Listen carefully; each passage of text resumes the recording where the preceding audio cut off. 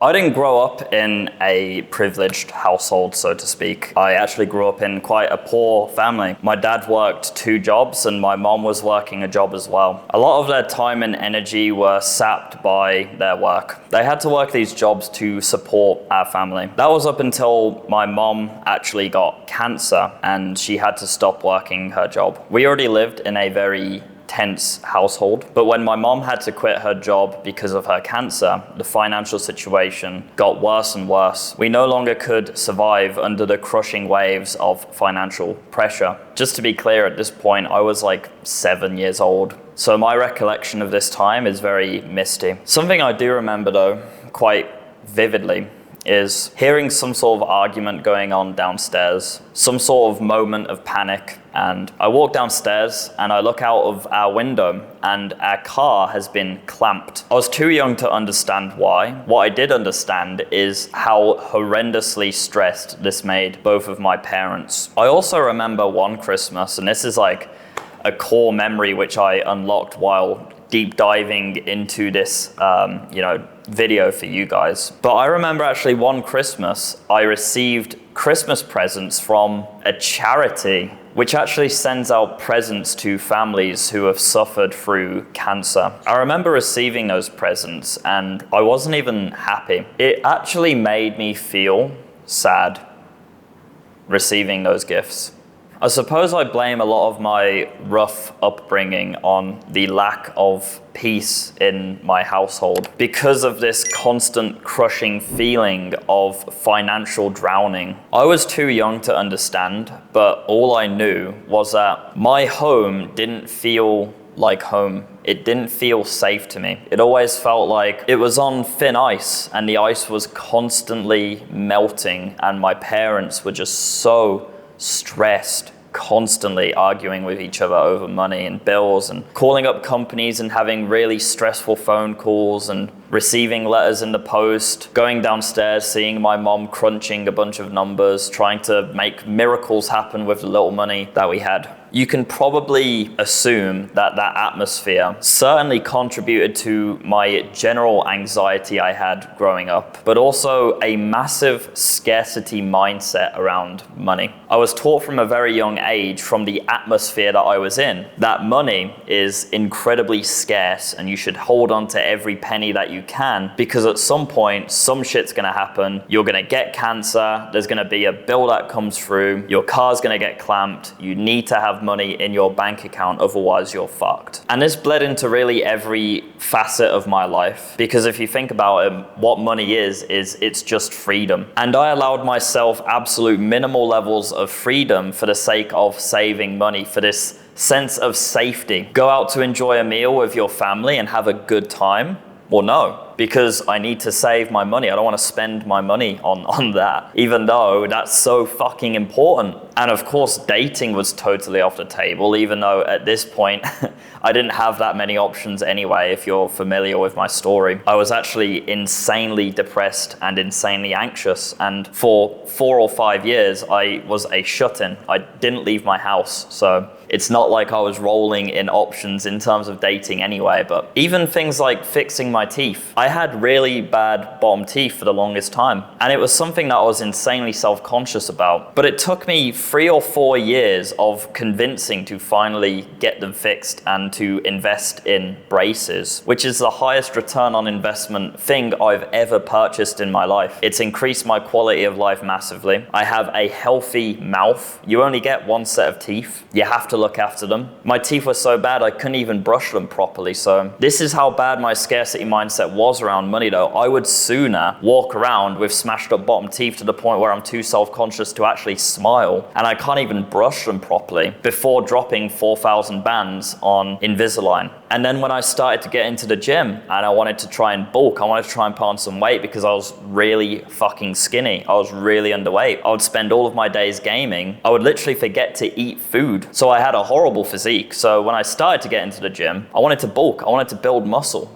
But that required me to buy more food. So I would go into supermarkets and I would end up actually buying things which were objectively less healthy, less nutrient dense. Maybe it had a bunch of additives in it, a bunch of bullshit in it, and it didn't even taste as good as the other option, but it was 50p cheaper. So I would get that. How crazy is that? I was trading in my health for the sake of pennies. I was trading in any social life I could possibly have, my relationship with my family, friends, women, for the sake of saving pennies. And of course, because of this, my self-esteem was completely demolished. Because every time I did buy the cheaper alternative to the healthier food in that supermarket, I was telling myself subconsciously, you're not worth 50p, bro. Fuck your long-term health. I want to save 50p because you're not worth it. So of course, when I looked at myself in the mirror, I fucking hated myself. Of course. Probably the worst aspect of this though was definitely the further tension it caused within my family, specifically between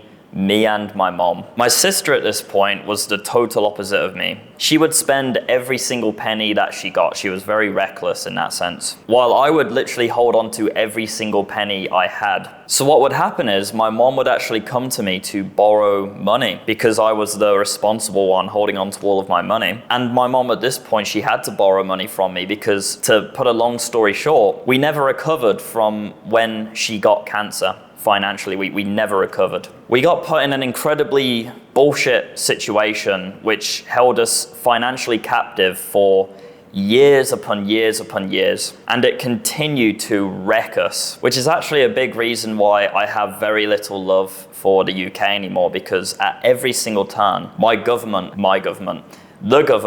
UK government has fucked me over. They've completely fucked my family time and time again. Nevertheless, my mom borrowing money from me just to simply survive, keep us afloat, caused a lot of friction between me and my mom. Because at this point, I was like 15 or 16 years old. Put yourself in my mom's shoes. She is essentially borrowing money from her child. And I wasn't old enough, mature enough, calculated enough to handle these situations with any sort of finesse or understanding. I wish I could come on camera and tell you that I was the darling child who totally understood and would help my mom out financially in every case I possibly could. But I can't do that. I was told from a very young age that money was scarce, and I was cripplingly aware that when I got out of education, there was no trust fund waiting for me. I wasn't gonna get a big lump sum of money from mommy and daddy to give me a little kickstart in my own life. So I was trying to actually cultivate a sum of money for myself at that point. I was thinking that far ahead for myself, which is quite funny actually when I come to think of it, but I wanted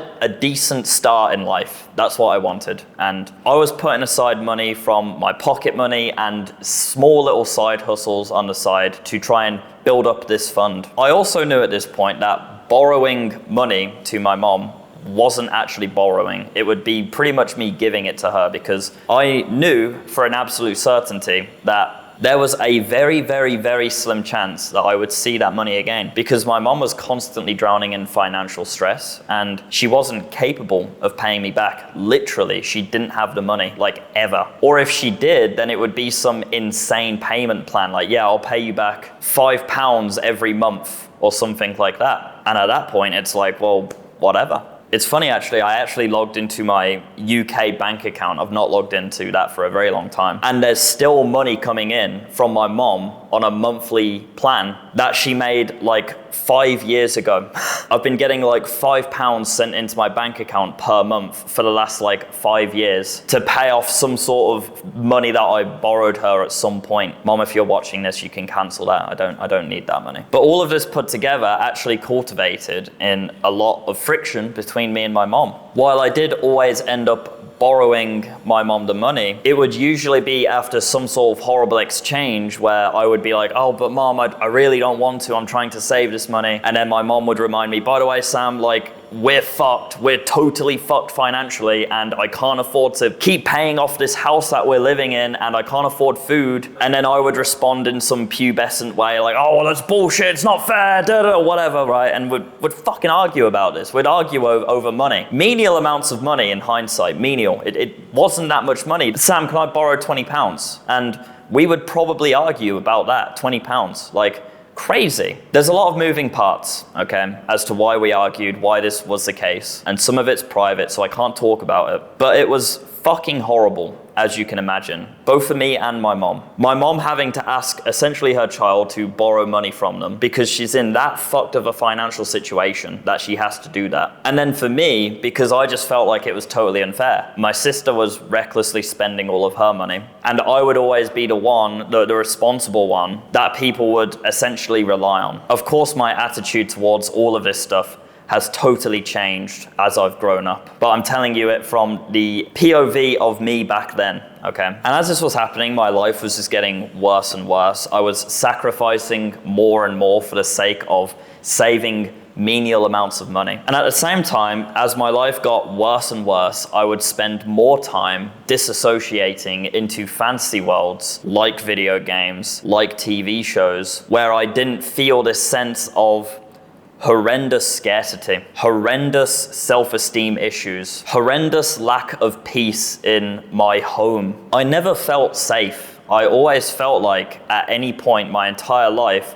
was going to be rug pulled from beneath me. I hated it. But funnily enough, in the background of all of this happening, I was cooking. I didn't realize I was cooking, but I was actually cooking. And I was about to reach a massive, pivotal breakthrough moment. Counter-Strike skins trading. That sounds fucking ridiculous to you right now, right? You're probably like, Sam, what the fuck are you talking about? Bear with me, okay? Throughout all of this time, I had been playing my favorite video game, which at the time was Counter-Strike Global Offensive. And I had also been doing a sneaky side hustle, which was in-game skin trading. So essentially in this game, you have different skins, sort of weapons that you use in the game. And these skins actually have real world value. People pay real world money for these skins. I became a trader of these skins. So I would have a skin that someone wanted and I would trade them for whatever they had, right? I became excellent at this. In fact, I was one of the most prolific traders in the entire game. And this is a very, very big and popular game. I was one of the most well-known regulars on any of the trading servers that you would go on. And I was also, even sometimes, a mod. I became really well known in the trading circle of Counter-Strike, and I even built up a very good reputation. So I would actually get people seeking me out specifically to trade with me because I had heard such good things about trading with me, which was awesome. My trading journey began with a in-game skin called the AK-47 Aquamarine Revenge field tested, which was worth like $16 at the time. And at my peak in trading, I had traded up to the most sought after skins in the entire game. The contraband M4A4 Howl Factory New, the AWP Dragon Lore, and my magnum opus, my absolute best item I ever got. The peak of CSGO trading was the M9 Bayonet Ruby Factory New, with one of the best float values in the game. My $16 skin had become a knife worth over $3,000 over an 8-month period. I had 187x'd my original investment. Now don't get me wrong, I earned about $3,000 over 8 months, which if you calculated the hourly rate, it probably isn't very good at all, okay? But I was 16, and if you know anything about CSGO players, they're all very finicky. It wasn't easy to continue trading up in value. And I also ran into numerous roadblocks, like I got scammed for about $800 one time, which fucking stung like crazy. And I also gambled a little bit and I lost about fucking $700 on a roulette wheel as well, so not good. Nevertheless, I had a skin in my Counter-Strike inventory worth 3,000 in real life dollars. And just to be clear, I never expected my trading shenanigans to ever result in any sort of real world money. To be honest with you, I just wanted the cool skins. That's why I started. But there was a point where I realized I'm kind of good at this, and I can continue to not only get the sickest skins in the game, but I could actually just keep trading up in value to make money. And then when I got bored of this, I could just sell the skin for real world money. And after some time of enjoying my skins, you know, joining lobbies, and people would see my inventory and just be like, holy fuck, dude, that's insane. I would drop them my AWP Dragonlore, my M4A4 Howl, and they would be like gobsmacked. It would be the first time they've ever held that skin in their hand in game. So I felt like an absolute fucking top don in any lobby I went in. Nevertheless, after some time of enjoying that, I sold my prized possession. I sold my M9 Bayonet Ruby for 3,000 in real world dollars. I remember that moment. I was around my dad's house. We were selling it on his laptop. And because my bank account was an under 16s account, I couldn't even take the payment. So the payment had to go to my dad's account. And I remember just sitting there anxiously refreshing his bank account, waiting for the lump sum to come through. And then finally just seeing that number, 3,000 fucking dollars sat in a bank account, my money. That felt fucking incredible. I had never seen that much money before, ever. Holy fuck. You know what I did with it? Absolutely fucking nothing. It sat in my bank account getting fucking wrecked by inflation for over 9 months, with me very rarely reaching into it. Sometimes reaching in to get some fast food or a video game skin or a DLC for a game I was playing. But outside of small little things like that, the money remained completely untouched, unleveraged. And at the same time as this, I was still borrowing money to my mom. So I was just looking at that lump sum of money and it was slowly just teetering down and down and down. And eventually it was at like $2,500. At that point, something clicked for me. After 9 months of nothing, not leveraging that money, I realized that the money sat in my bank account. I was so sure it was gonna make me happy, feel safe, secure, but it didn't change a single fucking thing for me. It didn't change how I felt.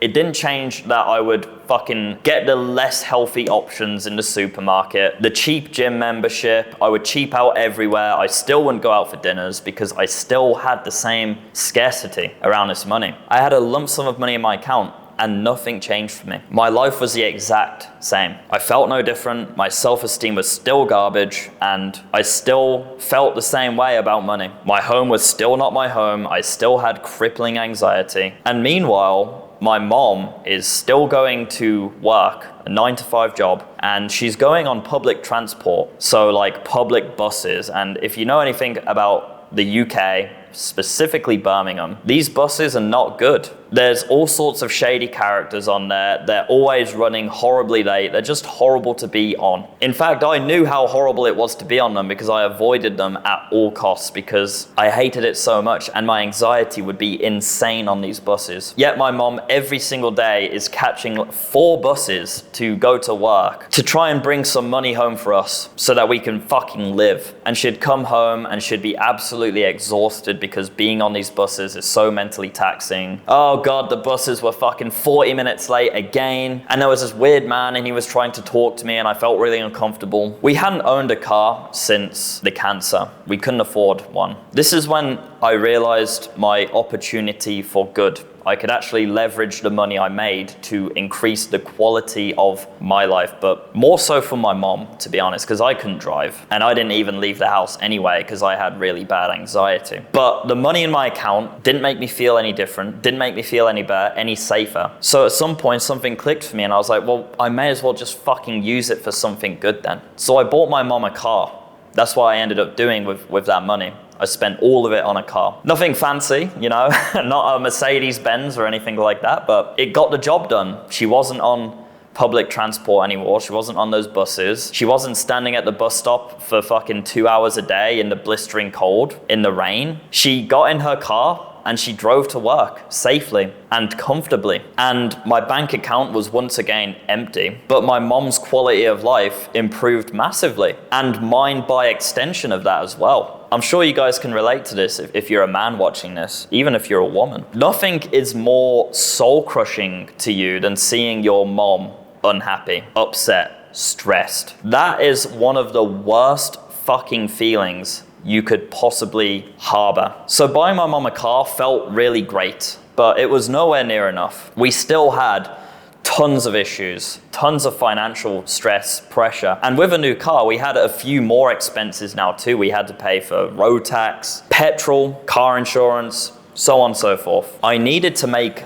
more money. And I wasn't gonna do that viably through Counter-Strike trading. But at this point, I actually had a friend of mine called Yanis, and Yanis is an absolute fucking brother of mine, absolute fucking top friend. He's been here by my side throughout this entire journey. We were in the trenches playing Counter-Strike together. We were sat in Discord calls talking about fucking mental struggles and so on and so forth. But Yanis at this point was doing a lot better than me in life. He was getting in shape with the gym. He was starting to attract women. I was very, very down bad. I was very, very depressed, very, very anxious. And it was at this absolute low point where Yanis suggested to me, Sam, you're talented at video editing. You can make money doing that. Because essentially what I had been doing throughout all of my years of gaming was actually recording clips of me messing around with my games, playing with my friends, having a laugh. And then I would edit them into compilations and put them on my YouTube channel. And Yanis, of course, was a part of a lot of these, but also watched all of them and found them really funny. Get her down, boy! And he pointed out to me like, yeah, Sam, you want to make money, that's probably your best skill that you have, video editing. And funnily enough, this was exactly what Yanis was doing as well. Yanis was making money online by doing freelance video editing and motion design work. And after that conversation, guess what I did? Fuck all. I did nothing because I had a ton of limiting beliefs. I'm not good enough at video editing to make money online. It's oversaturated, plenty of people video edit, why would they choose me? My mom wouldn't approve of this. She probably wants me to just get a normal conventional job. So on and so forth. There was so many limiting beliefs destroying my mind. And because of that, I didn't do anything for 9 months. For 9 months, I continued to struggle for no reason, even though I had a clear answer and a clear pathway to take, I did not, because those limiting beliefs just stopped me dead in my tracks before I even began. And after many years of Yanis just slowly chipping away at me, hey Sam, like maybe try the video editing thing, bro, like just fucking try it. And I was like, you know what, fuck it. I have nothing to lose by just trying. At this point, I had absolutely no fucking clue what I was doing. No clue. I started to put my offer out there into the internet. And for a long time, I just spun my wheels trying to gain any sense of momentum. I cycled through clients constantly who would underpay, undervalue me, wouldn't want to continue to work with me for various reasons outside of my control. Sometimes getting paid as little as $20 per video. And these videos would take me, a good few hours. I'd put a lot of attention and time into them, and I'd get paid $20 and like do the math. Let's say I do a video for 10 hours and I get paid $20, like that's a pitiful amount of money per hour of work. And I even got to work with actually a massive YouTuber, which I really liked at the time. I actually used to watch this guy. He's a gaming YouTuber. I was watching gaming content back then. And I was absolutely just gobsmacked at the prospect of being able to edit for this guy. The thing is, he actually turned out to be a massive, massive dickhead. He completely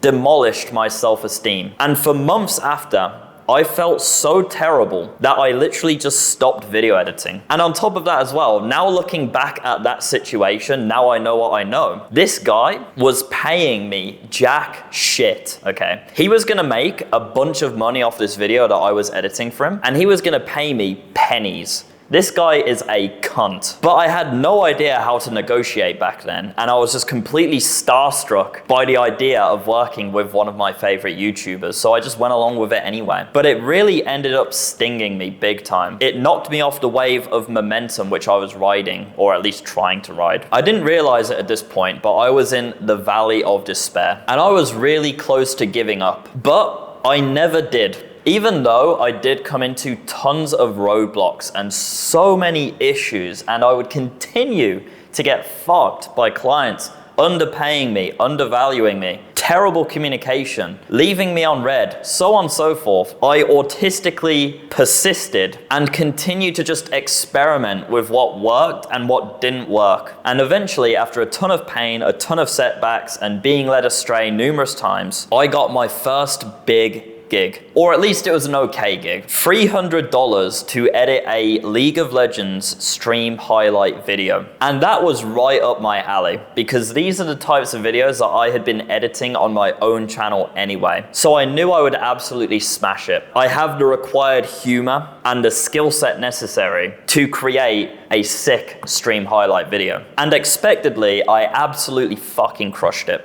I got a ton of compliments from my client. I even went onto his YouTube video after he uploaded it, and I saw comments of people, 117, oh my God, that's so fucking funny, that edit's so funny. Stuff like that. People were commenting about how funny the editing was. And this was the first time I felt any sense of validation for any sort of effort that I put into things. I felt like $1 million.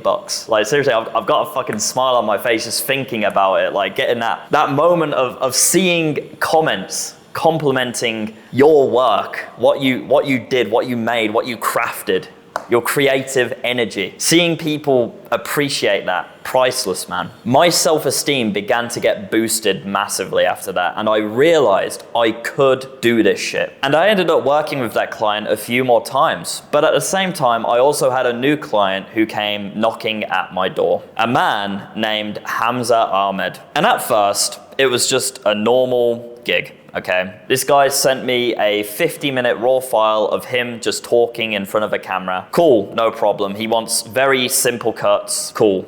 Few extra bucks, very simple editing, no problem. But as I started to edit this video and I was listening to what he was saying, I was like, holy shit, this is fucking based. What the fuck?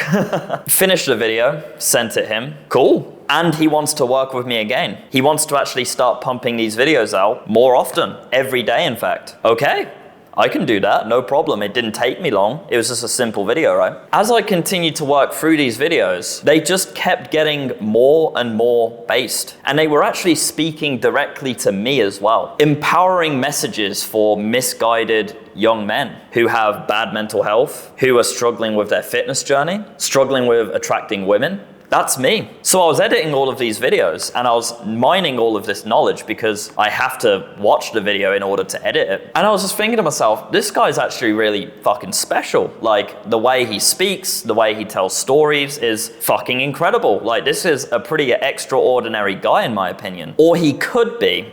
But the issue is, and this is something I realized after a few weeks of working with Hamza, if I wasn't editing his videos, I wouldn't have the attention span to actually sit down and watch his videos as they were right now, which is an issue because I was essentially his target audience. I was the guy he was trying to reach with his empowering message. So the fact that I felt like I wouldn't watch it actually is an issue. So what he was missing was something to keep guys with a bit of a shorter attention span on his video for long enough to actually get the value from the video. So I began to ask myself, how do we get guys like me to actually watch videos like this for long enough to get the value from it? And just to be clear, at this point, I wasn't necessarily getting paid for my extra efforts. I would spend hours a day in calls with Hamza, which to be fair, were very beneficial for me as well, because of course we were talking about my self-improvement and ways I could improve, but we were also talking about how we can grow the channel, what we can talk about, strategizing. And I also started to inject more sort of humorous edits into the videos, which is actually outside of the original job description because he just wanted cuts. But I started to think, if Hamza's trying to reach guys like me with his videos, there needs to be some autistic element of humor to keep them around long enough. So I started to experiment. I started to include some memes. They were pretty hit or miss, but I started to get the right idea. And then one day, something incredible happened. Adonis.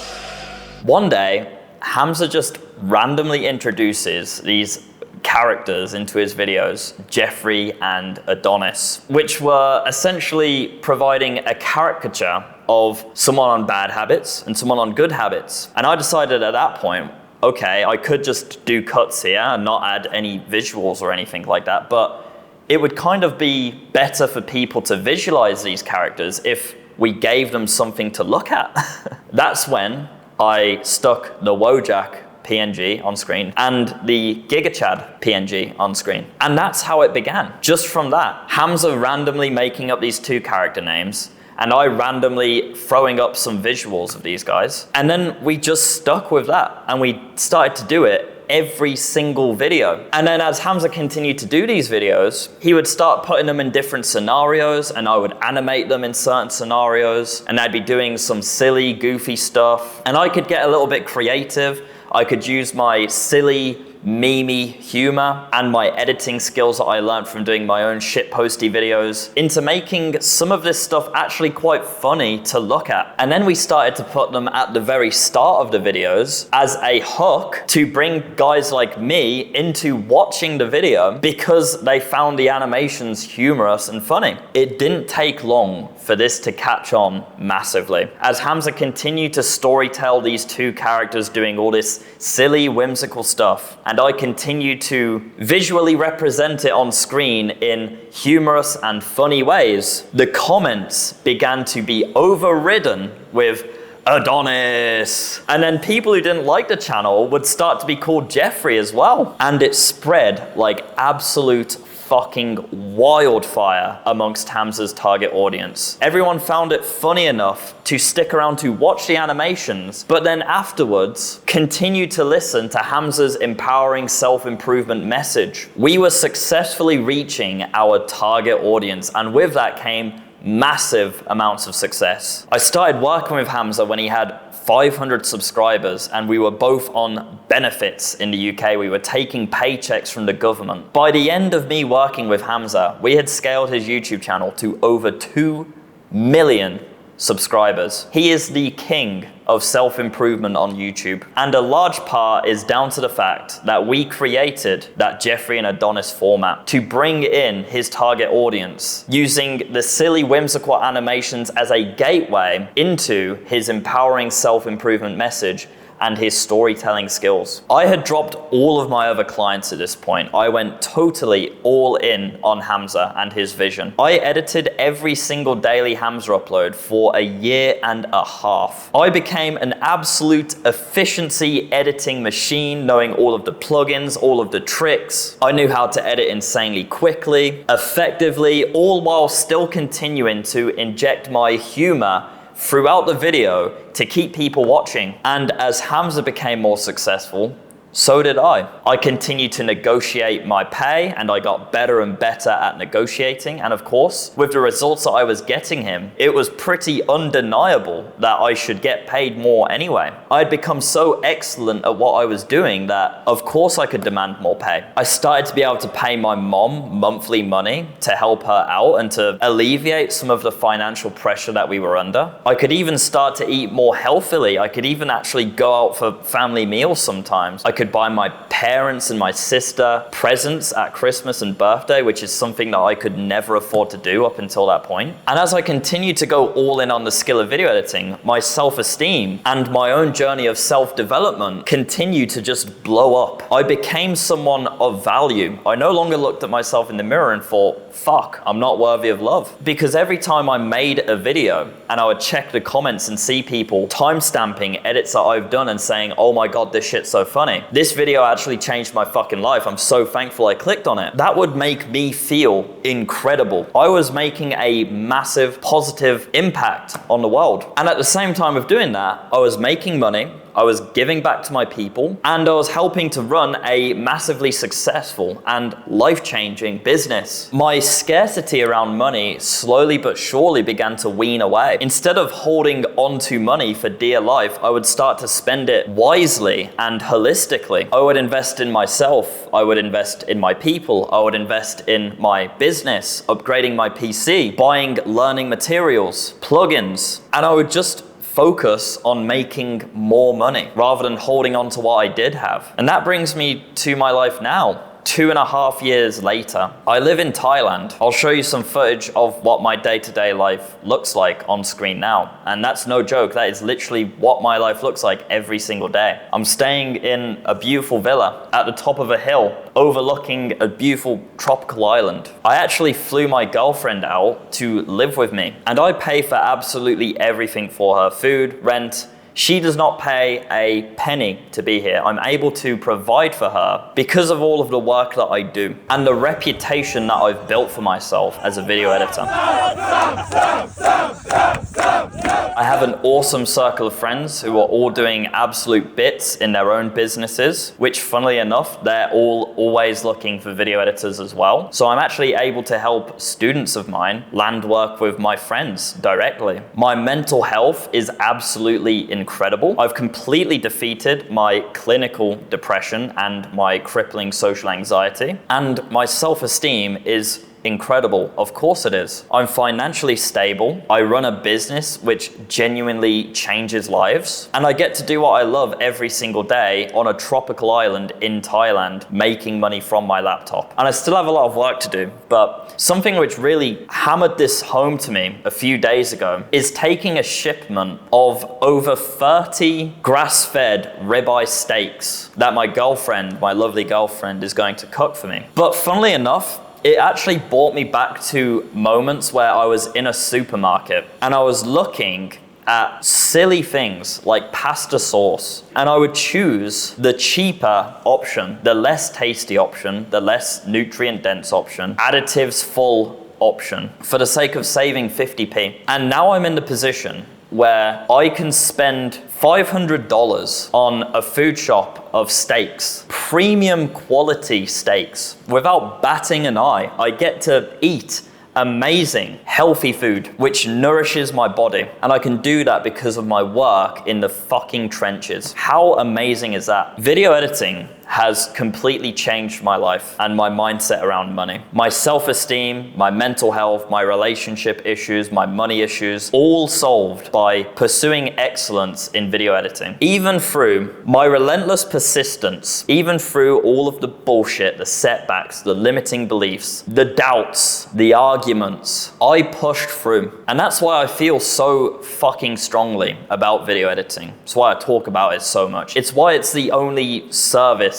I actually sell and what I invest all of my time into outside of making these videos. Teaching young men how to make money online through video editing exactly how I did, because it has completely and utterly transformed my life in every single facet, in every single perceivable way. If I had my Academy of Excellence at the start of my video editing journey, I would have saved myself so much headache and heartbreak and so much time. I would have gotten to those $10,000 months so much quicker. And I also would have been around a bunch more guys exactly like Yanis, which is the type of friend to actually propel you and push you forward in life. Within the network of the Academy, over 500 editors doing absolute bits, completely obsessed with it, all sharing assets, knowledge, new plugins, client work, so on. The amount of power in that, I can't even fathom. Like, if I could time travel now back to before everything started to click for me and I had